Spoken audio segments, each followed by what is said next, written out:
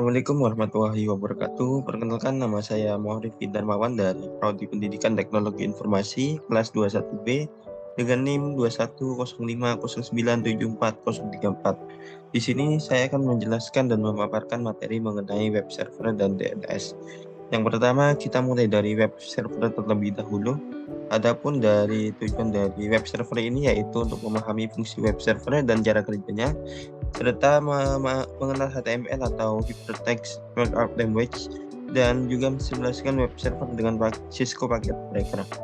Berikutnya, adapun pengertian dari web server ini yaitu adalah perangkat lunak yang berfungsi sebagai penerima permintaan yang dikirim melalui browser, kemudian memberikan tanggapan permintaan dalam bentuk halaman situs web atau lebih umumnya dalam dokumen HTML. Berikutnya, bagaimana web server bekerja. Nantinya browser akan mengirimkan permintaan ke server yang kemudian akan diproses oleh web server. Kemudian HTTP request dikirimkan ke web server. Sebelum memproses HTTP request, web server juga melakukan pengecekan terhadap keamanan. Pada web server, HTTP request diproses dengan bantuan HTTP server. Kemudian web server mengirimkan HTTP respon ke browser dan memprosesnya menjadi halaman situs web. Berikutnya adalah fungsi dari web server. Ada secara umum beberapa fungsi dari web server ini yaitu memastikan semua modul yang dibutuhkan tersedia dan siap digunakan. Berikutnya ada membersihkan penyimpanan, change, dan modul yang tidak terpakai, dan melakukan pemeriksaan keamanan terhadap HTTP request yang dikirim browser. Berikutnya fungsi dari web server ini sebagai hardware, yaitu menjadi tempat penyimpanan skrip, gambar, maupun konten pada halaman website. Kalau fungsi dari web server sebagai software itu yaitu sebagai perangkat lunak yang melayani permintaan dari browser. Seperti itu. Salah satunya Apache. Berikutnya, di mana Anda bisa mendapatkan layanan web server.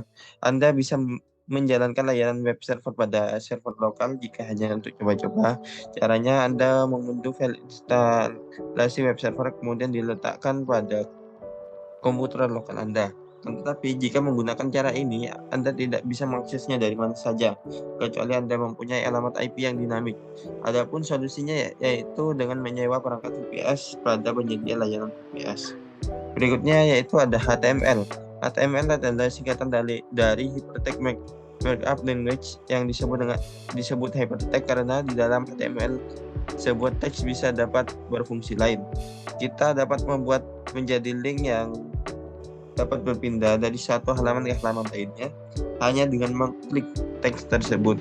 Kemampuan teks ini yang dinamakan hypertext, walaupun dalam implementasinya nanti tidak hanya teks yang dapat dijadikan link. Berikutnya ada HTTP dan HTTPS. HTTP atau Hypertext Transfer Protocol adalah protokol jaringan aplikasi yang digunakan untuk sistem informasi terdistribusi kolaboratif dan menjadikan hipermedia. Berikutnya HTTPS atau Hypertext Transfer Protocol Secure adalah versi aman dari HTTP yang dilapisi SSL atau TLS sebagai protokol komunikasi data di World Wide Web atau WWW. Berikutnya adapun cara kerja dari protokol HTTP yaitu klien HTTP atau web browser membuat sambungan dan mengirimkan permintaan dokumen kepada server web hosting.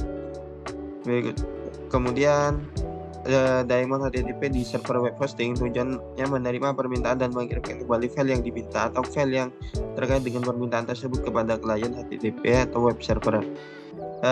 Untuk yang HTTPS cara kerjanya hampir sama atau tidak jauh berbeda. Hanya saja pada validasi HTTPS yang digunakan pada website apakah valid atau tidak. Proses ini dinamakan SSL handshake. Berikutnya kita masuk pada DNS ya. Adapun tujuan dari DNS ini memahami fungsi dari DNS, memahami cara kerja DNS, serta mensimulasikan DNS dengan Cisco Packet Tracker. Apa itu DNS? DNS adalah Domain Name Server atau DNS adalah sebuah Cisco yang menghubungkan Uniform Resource Local URL dengan Internet Protocol Address atau IP address. Adapun fungsi dari DNS ini dijabarkan menjadi yang pertama yaitu meminta informasi IP address sebuah website berdasarkan nama domain, serta meminta informasi URL sebuah website berdasarkan IP address yang dimasukkan. Berikutnya ada cara kerja dari DNS. DNS ini yang pertama yaitu cara kerjanya yaitu DNS query, yaitu yang merupakan istilah teknis untuk meminta informasi soal IP address. Berikutnya ada recursive query, yaitu user memberikan hostname yang mana kemudian DNS resolver harus memberikan jawaban. Kemudian ada iterative query, yaitu yang dimana user memasukkan hostname, DNS resolver akan mencari change yang relevan di memori. Kemudian ada non recursive query, yaitu merupakan proses pencarian informasi yang tercepat.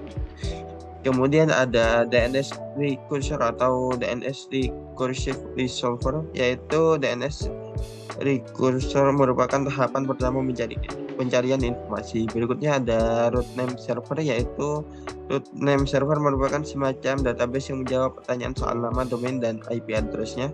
Kemudian ada TLD name server, yaitu dari root name server sistem akan membaca jenis informasi yang dicari dari top level domain.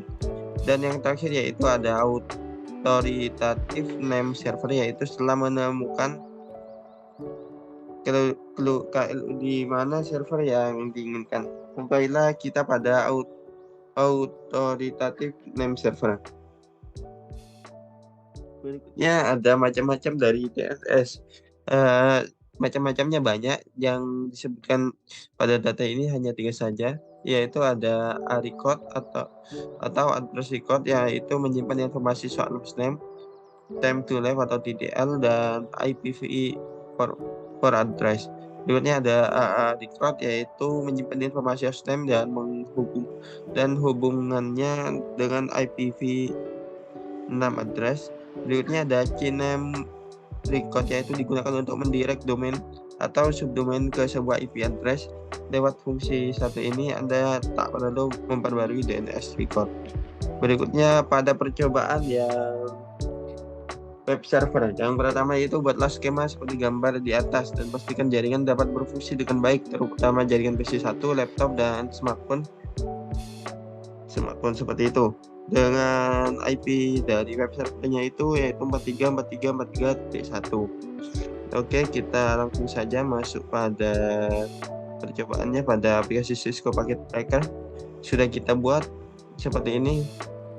Kita cek web servernya,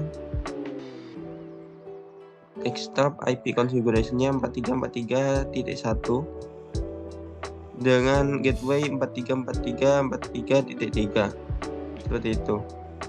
Berikutnya kita lanjut pada langkah kedua, yaitu nyalakan service HTTP di komputer web server, kemudian edit file indeks HTML sehingga seperti berikut. Ganti isi indeks HTML sehingga menjadi seperti ini. Oke, berikutnya kita masuk pada aplikasi Cisco Packet Tracker-nya, web server, kemudian pada service, kemudian ke HTTP. Jangan lupa di on-kan semua HTTP dan HTTPS-nya. Kemudian indeks HTML kita sudah copy dari halaman yang langkah ketiga tadi. Oke, berikutnya pada PC1 dan laptop, buka aplikasi web server dari tab desktop, lalu jalankan URL 43.43.43.1. Jika berhasil maka tampilannya akan sebagai berikut. Oke, kita coba ya pada Cisco Packet Tracker-nya pada PC1. Yang pertama kita coba ping dulu apakah terhubung atau tidak. Ping 43.43.43.1. Kita tunggu apakah sudah terhubung atau tidak. Sudah terhubung. Lanjut saja pada web browsernya, kita ketik 43.43.43.1. Oke, sudah muncul halaman webnya ya pada PC1. Berikutnya kita coba pada laptop.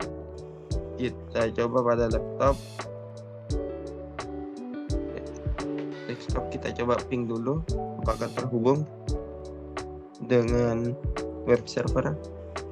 Sudah terhubung ternyata. Kemudian kita lanjut pada web browsernya, kita ketik 43.43.43.1. Oke, Sudah muncul. Oke, kita lanjut pada simulasi percobaan yang DNS. Yang pertama, buatlah skema jaringan seperti gambar di atas dan pastikan jaringan dapat berfungsi dengan baik, terutama jaringan dari PC1, laptop, dan smartphone, dan dapat terhubung dengan DNS server dengan IP 33.33.33.1 dan FTP server 43.43.43.2 seperti itu. Oke, kita lanjut. Kemudian aktifkan service DNS pada PC DNS server dan tambahkan entry DNS seperti gambar berikut. Oke, kita lanjut pada aplikasi Cisco Packet Tracker-nya.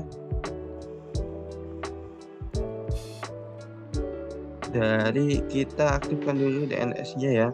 DNS-nya IP configuration 333. Oke, sudah. Kemudian service, kemudian ke DNS. Jangan lupa DNS-nya diaktifkan. Kemudian tambahkan resort record-nya di sini ya. Name-nya, kemudian address-nya. Ini ada tipe record-nya seperti itu. Sudah kita tambahkan ya sebelumnya untuk mempercepat dan mempersingkat waktu saja seperti itu. Kemudian untuk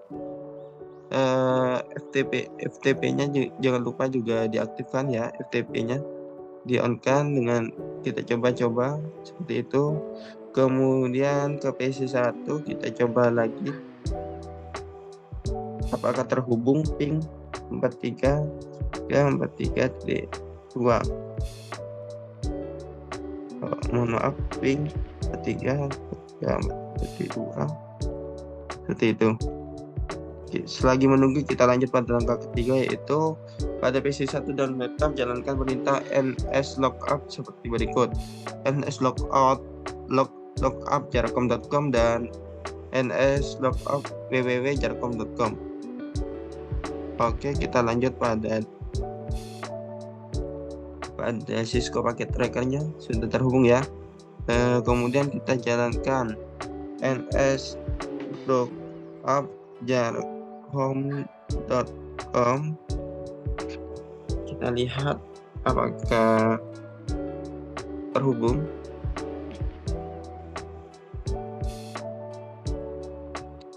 nslookup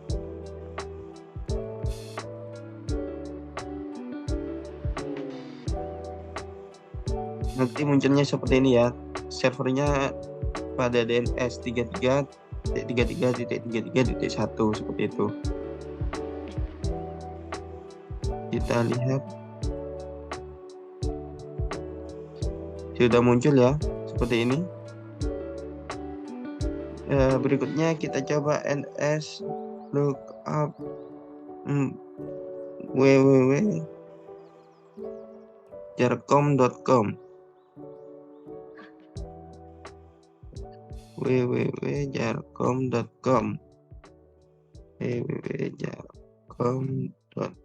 seperti ini. Kita enter, sudah muncul ya. Berikutnya pada langkah keempat, yaitu pada PC1 dan laptop buka aplikasi web browser dan tab desktop, kemudian jalankan https jarcom.com atau www.jarcom.com. Jika berhasil maka tampilannya akan seperti ini. Oke, kita coba ya. Ada Cisco Packet Tracker-nya. Kita PC1, kemudian ke web browser, kemudian ketik jarcom.com. Oke, sudah muncul ya. Kemudian masuk ke www.jarcom.com. Juga sama, sudah muncul ya. Kemudian pada langkah berikutnya, yaitu pada PC1 dan laptop jalankan perintah nslookup seperti berikut pada gambar yang sebelah kiri. Kemudian buatlah koneksi ke FTP server dari PC1 dan laptop dengan perintah seperti berikut: ftp.jarcom.com seperti itu. Oke, kita lanjut ya pada Cisco Packet Tracker-nya. Cisco Packet Tracker-nya. Kemudian kita ketik nslookup ftp.jarcom.com. Oke, sudah muncul. Kemudian lanjut ke langkah berikutnya, yaitu ftp.darkom.com. Kemudian kita masukkan username-nya, kita coba. Kemudian password-nya juga coba. Oke, logout berhasil atau sudah aktif ya. Seperti itu.